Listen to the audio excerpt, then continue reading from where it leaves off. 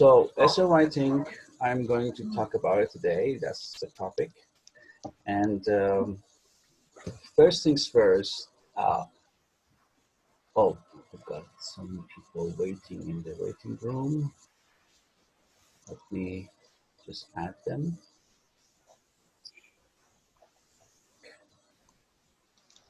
So I will mute all so that we are not interrupted by the noises. But if you want to talk to me or ask me a question, please feel free to just unmute yourself and we can discuss the issues. Okay, so the first things from a paragraph to an essay.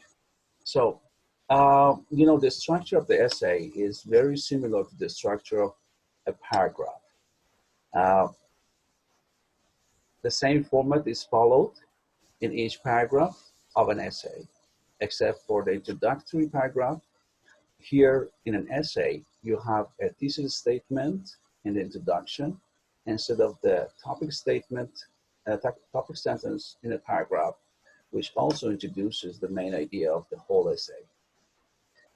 The supporting ideas are written in 2 or more body paragraphs. Another person, which have the same structure of all the other paragraphs you have seen so far.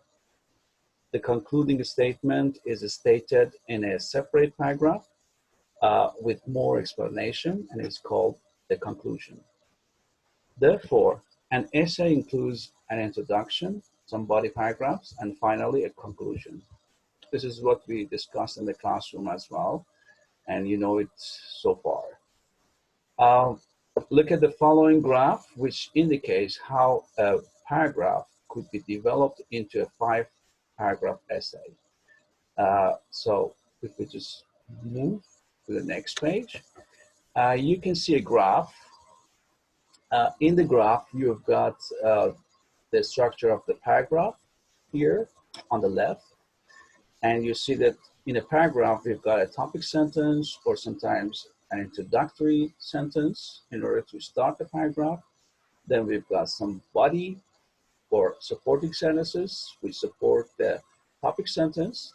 And then usually we've got a concluding sentence or just a conclusion.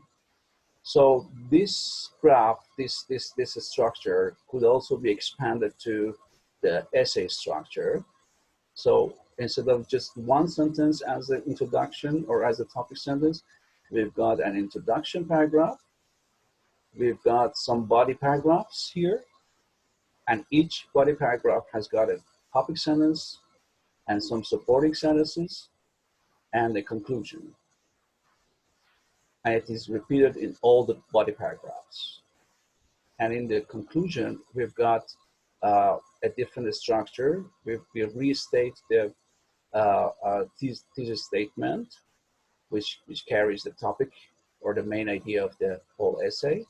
And then we will just try to finish the paragraph to finish the essay by summarizing the whole information or by just giving some future hints.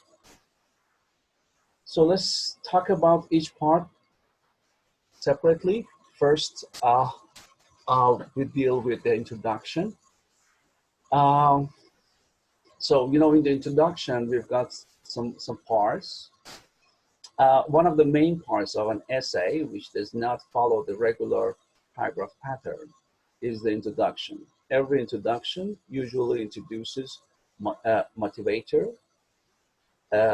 thesis statement, and a blueprint. So what is a motivator then? A motivator, also called attention getter or lead in, or sometimes we call it hook, because we are hooking the reader in order to be able to attract their attention and make them continue reading. That is called motivator or attention getter, or lead-in, or sometimes hook. Is one or few sentences which attract the reader's attention and engage them into the reading. They broadly introduce the topic and tell the reader what they are going to read about. A motivator can be one of the following different kinds, depending on the topic and the tone of the writer. So it depends on what kind of essay you're writing. You can choose a variety of motivators or openers. Sometimes we call them openers. Sometimes we call them hook. Sometimes different texts have got different expressions for this, opening statement. So you can start with some general statements. You can talk about something very general so that everybody knows, something that everybody knows and is interested to be repeated. The next type is a historical background or a definition. Sometimes you need to define something or give some historical background in order to just relate the new topic to the previous information that the readers have, or sometimes they don't have. The third type is paradoxical or intriguing statement. You can use any kind of statements or paradoxes that you think that are interesting or sweet to start with. So it depends on the writer to choose that kind of stuff if they are quite relevant to your topic. Number 4 is an opposing viewpoint. Maybe one of the best ways to start an argumentative essay is to start with the opposing viewpoint. It means that you, for example, state that many people believe in a specific myth about coronavirus, but you're going to prove that this is wrong. Okay, this is stating the opposing viewpoint. Number 5 is questions that concern the reader. You can question important issues or facts that you think that might be of readers' interest. 6, statement of the problem. You can just open a problem or an issue you have at work and you talk about them. 7, anecdotes or a personal account. You can start with your personal experience about a topic. Number 8 is quotations, proverbs, or maxims by famous people. So if you know any quotations from famous people, which is quite relevant to your topic, you can use them as an opener, and it's a good way to start an essay. Number 9 is shocking statistics, news, or statements. Okay, so if you know any surprising, shocking, or startling news, you can start with them, and then you move on to your thesis statement. So that's the point about the motivator. It motivates the reader to continue reading. It attracts their attention. Okay. The next part in an introduction is a thesis statement. Like a topic sentence, introduces the main idea of the whole essay. So the thesis statement gives the main idea of the whole essay. It tells the reader what you're going to support, what you're going to prove in your writing. It should clearly state your opinion in a narrowed down fashion, which is manageable in a 5-paragraph essay. You should avoid too general or too narrow thesis statements.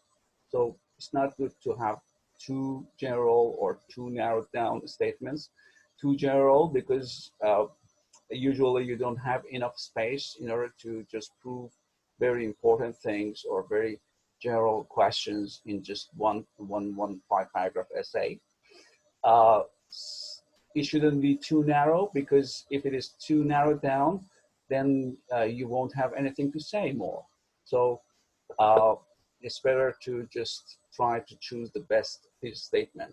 And thesis statement in essay usually are the most important part of the essay. You had better outline your essay before writing your thesis statement. So it's better to have an outline before you write your thesis statement, because when you have an outline and you know what supporting ideas you have got, then you know what you have to prove actually through your supports. The last part of the introduction is usually blueprints.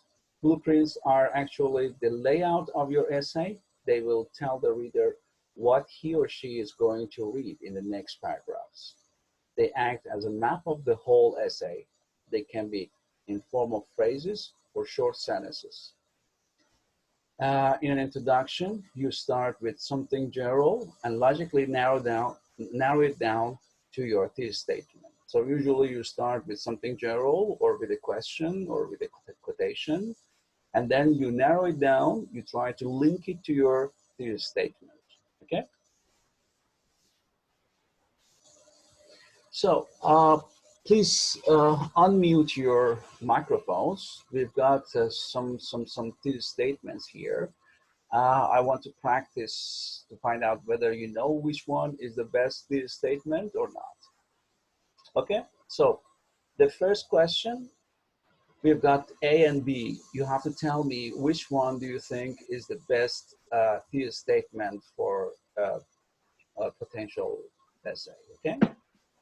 So the first one is The Hunger Games is a science fiction adventure film. Let me just move it here. Based on the novel of the same name by Susan Collins. B, The Hunger Games is a morality tale about the dangers of a political system that is dominated by the wealthy. So which one do you think is a good thesis statement for an essay? Second one, in my opinion. Hello? B. B, second I one. think the B. You think B is the best? Is better than the first one? Give me It's reasons. better, yeah. Why? خوبی خرابش که دست نزن. Pardon?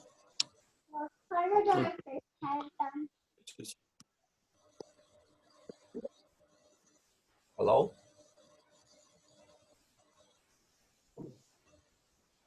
Motivation in the next sentence in B, I think is the best situation when you compare to the A sentence. Motivation? It's yeah. Or it's not a motivator. This is a thesis statement. Remember, Pardo, this is not a motivator. This is a thesis statement. This is what you're going to support in your essay, okay? Oh, that's right. Okay, so we don't care about motivation here. Here, yeah, because here it's talking about the danger of political system and sorry. Previous. Yes. Yeah, I think it causes some question in your mind. And you maybe think about what dangers is in the political system. So have you seen the movie Hunger Games? I just saw the teasers. Yeah, not the whole movie. Yeah. Okay. In my mind, I think the second is much better because it shows what is it about, more specific than the first one, because in the first sentence just says it's a science fiction adventure film, doesn't explain what types of science fiction or what's the topic.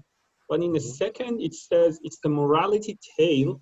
It says that it's not true, but it's about the danger of political system that's dominated by the wealthy man, like that. Okay. So let me explain. Yeah, you're right. B is the best. Is a better thesis statement for an essay. What else can you talk about when you have, for example, A as a thesis